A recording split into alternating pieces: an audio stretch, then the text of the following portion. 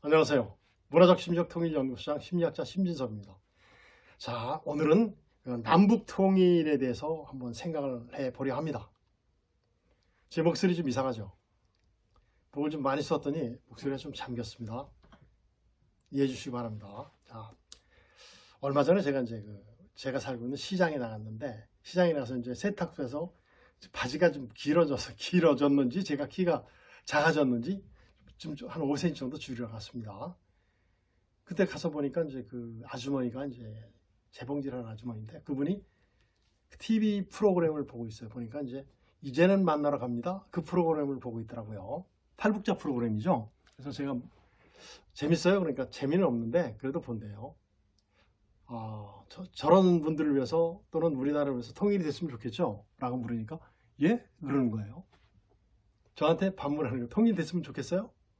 그래서 그 통일을 반대하세요? 그러니까 저는 반대합니다. 라고 얘기하더라고요. 제가 이제 우리 학생들한테 또 질문합니다. 수업 시간에. 통일이 됐으면 좋겠는 사람, 반대하는 사람 보면 한 6대 4 정도로 통일이 됐으면 되기를 원하는 사람들이 많아요. 저기 이제 지성인들은 통일되길 원하죠. 지성인들은 통일되는 걸 원해요. 그래서 제가 여러분들께 말씀드린 요런 방송에서 제가 한번 통일에 대해서는 제가 얼핏 처음에 첫 번째인가 그때 한번 말씀드렸을 겁니다. 근데 그거보다도 제가 지금 생각을 해보니까 통일에 대해서 한번 생각해 볼 시기가 됐어요. 그래서 제가 통일하면은 제가 현직에 있을 때입니다. 그때 현역 군인이었어요. 그때 보니까 1990년 10월 3일 그때 정말 부럽더라고요. 독일이 통일됐어요. 동독과 서독이 통일됐어요. 정말 그 베를린 장벽이 다 무너지더라고요. 얼마나 부러웠는지 정말 부러웠습니다. 그래서 독일이 1990년에 통일이 되지 않습니까? 10월 3일 날 통일되면서 굉장히 많은 갈등을 겪죠. 모든 상상을 못하는 갈등을 겪습니다. 그 중에서 가장 심한 것이 바로 뭐냐면 동독 주민과 서독 국민들 간의 그 화해와 조화 이런 것들이에요. 그리고 문화가 상이하다 보니까 공산주의 문화, 자유민주주의 문화와 합하다 보니까 정말 힘든 청소년들이 굉장히 많았어요. 그래가지고 혼란된 시기가 한 15년 정도 계속됐죠. 더 이상 지속이 됩니다. 20년 정도까지. 그런데 거기서 멋있는 리더가 나타나요. 여러분도 아실 겁니다. 여자분이죠. 앙겔라 메르켈 총리. 정말 그 동독 출신이에요. 동독 출신인데 그분이 총리가 돼요. 그러면서 독일을 하나 정리하더라고요. 정말 정리해요. 그러면서 어떻게 돼요? 그분이 금년도에 그만뒀는데 약 16년 정도 하셨을 겁니다. 오늘날의 독일로 만들어놨어요. 전 세계 사람들이 가장 부러워하는 나라, 가서 살기를 원하는 나라를 만들어 놓으셨어요. 분단됐던 그 나라가, 그것도 누구? 미국과 소련에 의해서. 우리도 마찬가지다. 미국 1945년 8월 15일 날 남과 북이 어떻게 됩니까? 분할됩니다. 강제로 분할이 돼요. 하나는 자유민주주의, 하나는 공산주의. 굉장히 혼돈을 겪죠. 그렇습니다. 우리 역사가 역사가 시작되면서부터 삼국시대가 있지 않습니까? 고구려, 신라, 백제, 신라로 정말 통일이 돼요. 이어집니다. 고구려, 조선, 오늘날까지 이었는데 그때 어떻게 돼요? 1945년 8월 15일 날 어떻게 됩니까? 우리가 원하지 않는 남북 분단이 이루어져요. 그리고 남북 전쟁도 겪지 않습니까? 동족 상잔도 겪어요. 정말 안타까운 일이 아닐 수 없죠. 정말 지금도 겪고 있는 슬픔들이죠. 그래서 만일에 통일이 된다면 어떤 일들이 굉장히 희망적인 일들이 굉장히 많을 것 같습니다. 그래서 이번 시간에는 제가 희망적인 얘기를 쭉 말씀드리고 다음 시간에는 우려하는 내용들을 정리된 내용들을 한번 제가 말씀드려 보겠습니다. 자, 만일에 통일이 됐으면 하는 사람들의 얘기들입니다. 통일이 됐으면 하는 분들은 첫 번째 이유가 있어요. 뭐냐면 자주적인 통일이 된다. 1945년 8월 15일 날 강제적으로 나뉜 휴전선 자체, 38선 자체가 이제는 통일되면 없어지는 거죠. 어떻게 되는 거예요? 진정한 광복이 이루어진다. 이런 얘기죠. 그래서 기필코 통일은 이루어져야 될 것 같습니다. 그리고 또 두 번째 뭐죠? 인도적인 문제가 해결되는 거죠. 뭐죠? 이산가족 문제. 정말 지금도 아직 몇 분 안 살아 계시겠지만 남북 6.25 전쟁 당시에 헤어졌던 분들, 그 이산가족 문제, 그 납북자 문제, 북한으로 끌려갔던 사람들, 그 다음에 또 포로, 또 탈북하신 분들, 북한에 얼마나 가고 싶겠어요. 포로. 그 다음에 정치범 수용소, 공산주의자들 전부 다 잡아놓은 거 있지 않습니까? 우리도 그렇겠죠. 그리고 이제 어때요? 정치범들 있죠. 정치범들. 그리고 또 뭐 있습니까? 우리나라에서 그 반공을 주제로 해서 보안법이 만들어지죠. 거기서 희생당한 젊은이들이 얼마나 많아요. 굉장히 많습니다. 보안법은 정말 참 비인륜적인 그런 법인데, 정말 비인륜적인 법이에요. 정말 그 형량도 굉장히 길어요. 이런 것들이 어떻게 되죠? 이런 것들이 전부 다 해결되겠죠. 통일된다면 전부 다 해결될 겁니다. 정말 그래서 빨리 통일이 됐으면 좋겠어요. 그 다음에 또 뭐 있냐면 경제 발전을 더욱더 크게 이룩할 수 있다. 그 OECD 국가가 OECD 국가가 2031년 대한민국 경제를 이제 얼만큼 성장할 수 있는가를 보니까 약 1% 성장한답니다. 그리고 나서 2060년대까지 0.55% 정도밖에 이렇게 늘어나지 않는데요. 그런데 만일에 통일이 되었을 때 2050년도에는 대한민국의 국민소득은 약 9만 달러에 가까운 8만 6천 달러가 될 수 있다고 전망을 했어요. 만일 통일된다면 그보다 더 하겠죠.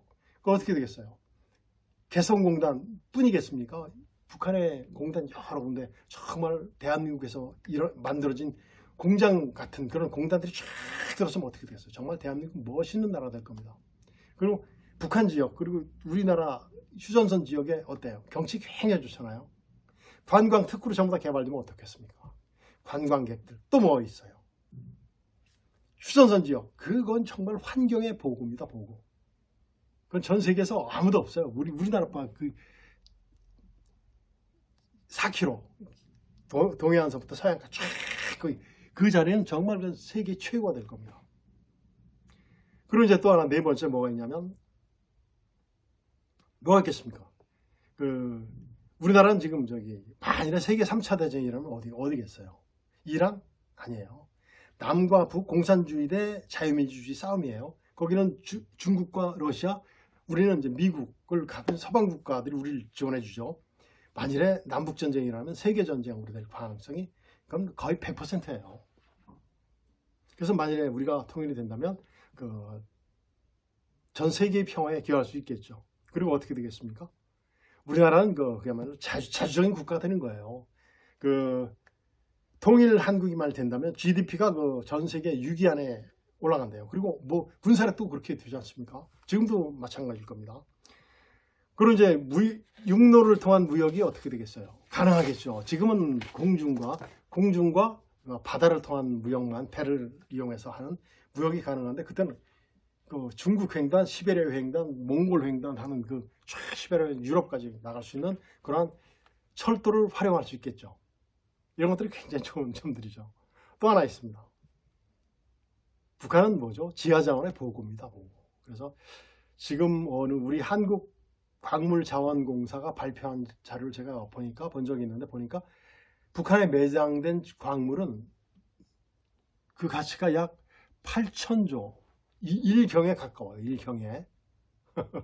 굉장히 많은 양을 가지고 있습니다. 그래서 이제 거기 북한에 나오는 그 광물들이 뭐가 있냐면 굉장히 많지만은 마그네사이트, 석회석, 석탄, 인상의견, 철, 문, 그 다음에 아연, 연 이런 것들이 굉장히 많대요. 그리고 또 이제 잠재성이 높은 광물이 또 있죠.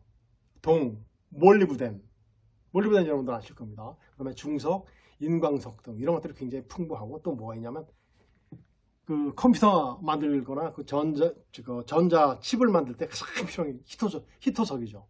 히토류들이 또 북한에 또 굉장히 무궁하게 많이 있답니다. 평산 지역에, 평북 정산 지역에 그렇게 정주광산이 많이 있다고 그래요. 제가 정장에 있어 정주광산에.